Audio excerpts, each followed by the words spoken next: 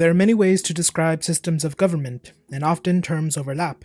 So let's begin by describing some of these terms, and later we'll see how they come together in various governments across the world. Democracy versus autocracy. These terms describe the source of power for the government. In a democracy, power is vested in the people. In an autocracy, power is vested in a person.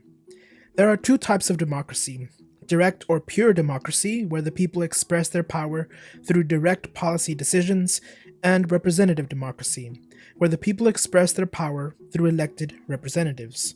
The most famous example of direct democracy is the Athenian Democracy of ancient Greece. Today, however, virtually all democratic countries are representative democracies.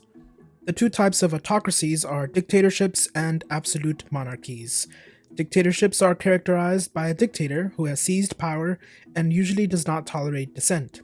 Absolute monarchies are characterized by a monarch who usually inherits power with little to no restrictions. Current-day examples of autocracies include the dictatorship of North Korea and the absolute monarchy of Saudi Arabia. Federal state versus unitary state. These terms describe the structure of power. A federation is characterized by the union of partially self-governing states, provinces, or regions under a central federal government. The regional and central governments in a federation each exercise power in their own right. A unitary state is characterized by a central government which holds supreme authority, and any regional governments are created by the central government, exercising only the powers delegated to it by the central government. The longest surviving federation we have today is the United States. The vast majority of countries today, however, are unitary states. Republic versus monarchy. These terms describe the ideology of power, that is to say, the philosophy and system that binds the nation together, whether actually or nominally. In a republic, the state is created by the people, and an elected head of state represents the national identity. There's generally three types of republics: presidential, semi-presidential, and parliamentary. In a presidential republic, the president holds executive power separate from the legislature, as head of state and government.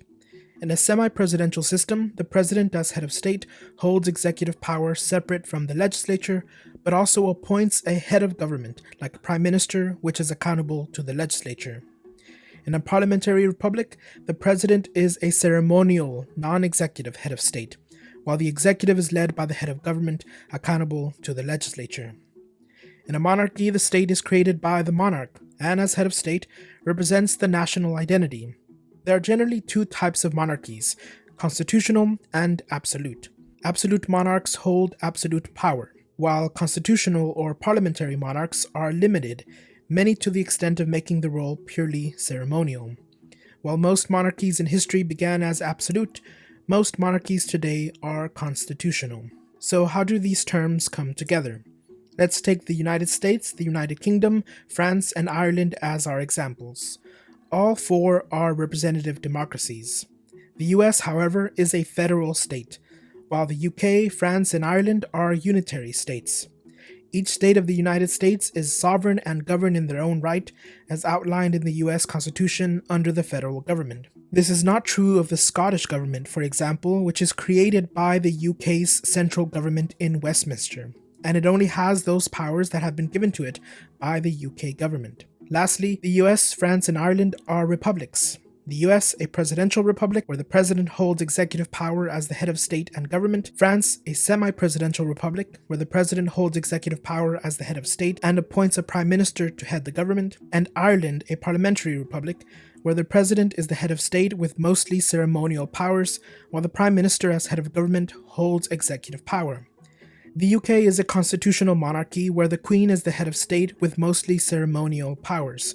Though the government is called Her Majesty's government, this is really in name only. Some even describe the UK as a crowned republic because of the very limited role of the monarch. Sometimes these terms can come together in interesting ways that break our ideas of what they mean.